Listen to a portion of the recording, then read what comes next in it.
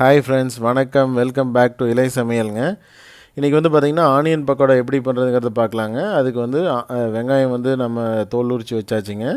அப்புறம் வந்து பார்த்திங்கன்னா கொத்தமல்லி, கருவேப்பிலை, அப்புறம் இஞ்சி இதெல்லாம் வந்து பார்த்திங்கன்னா நம்ம நல்லா தோலெல்லாம் ரிமூவ் பண்ணிவிட்டு வாஷ் பண்ணி வச்சுருக்கோங்க. ஸோ இப்போ அதெல்லாம் எல்லாம் கட் பண்ணி எடுத்துக்கலாங்க.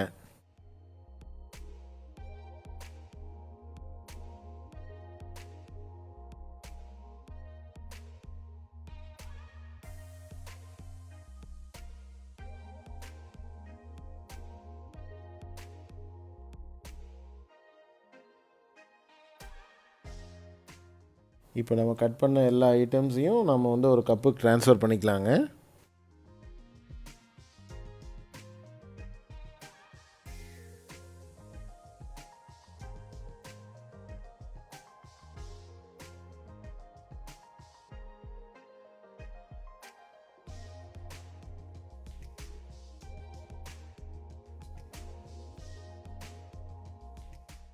இப்போ இஞ்சி வந்து நல்லா தட்டிக்கலாங்க.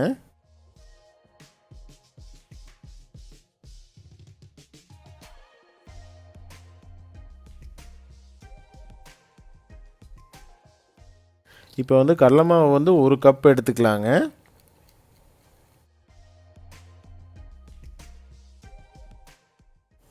இந்த ஏற்கனவே நம்ம கட் பண்ணி வச்சுருக்க வெங்காயம், பச்சை மிளகாய், இந்த மிக்சர் எல்லாத்தையும் வந்து பார்த்திங்கன்னா நல்லா வந்து மிக்ஸ் பண்ணி விட்டுக்கலாங்க.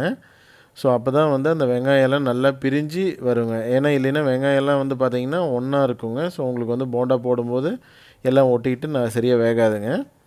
ஸோ இதில் வந்து பார்த்திங்கன்னா நம்ம எடுத்து வச்ச இந்த ஒரு கப் கடலை மாவை வந்து அப்படியே ஆட் பண்ணி நல்லா மிக்ஸ் பண்ணிக்கலாங்க.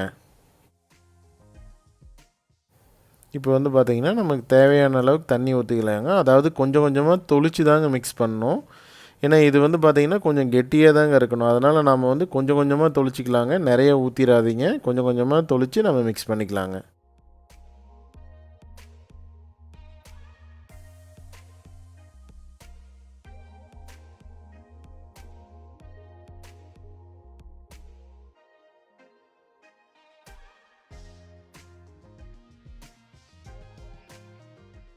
இப்போ நான் தண்ணி தேவையான அளவுக்கு ஊற்றி நம்ம மிக்ஸ் பண்ணியாச்சுங்க. மாவு வந்து ரெடிங்க.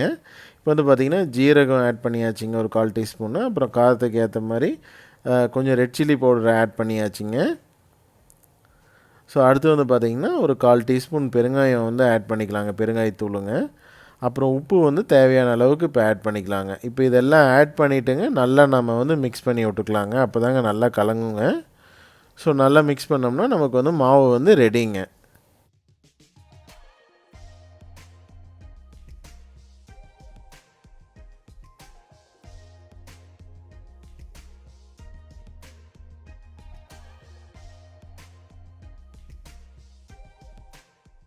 பேன் வச்சு நம்ம வந்து கடலை எண்ணெய் எடுத்துக்கிட்டோங்க. கடலை எண்ணெய் ஊற்றியாச்சுங்க. எண்ணெய் கொஞ்சம் நிறைய ஊற்றுனீங்கன்னா தான் நம்ம வந்து கொஞ்சம் நிறைய அட் அ டைமில் போட்டு எடுக்க முடியுங்க. ஸோ அதனால் எண்ணெய் கொஞ்சம் நிறைய ஊற்றியாச்சுங்க. இப்போ வந்து நம்ம வந்து நம்ம மிக்ஸ் பண்ணி வச்சுருக்க மாவு வந்து ஆனியன் பக்கோடா வந்து மாவை வந்து எடுத்து போட்டுக்கலாங்க. ஸோ இந்த மாதிரி போட்டுக்கலாங்க.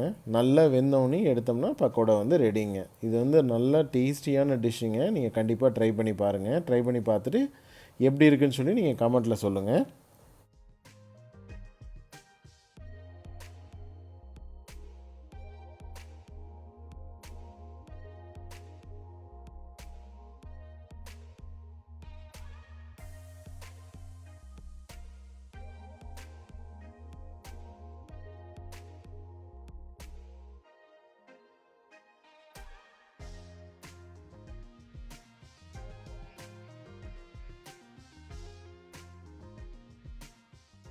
இப்போ நல்லா வெந்துருச்சுங்க. இப்போ வந்து பார்த்திங்கன்னா ஆனியன் பக்கோடா வந்து ரெடிங்க.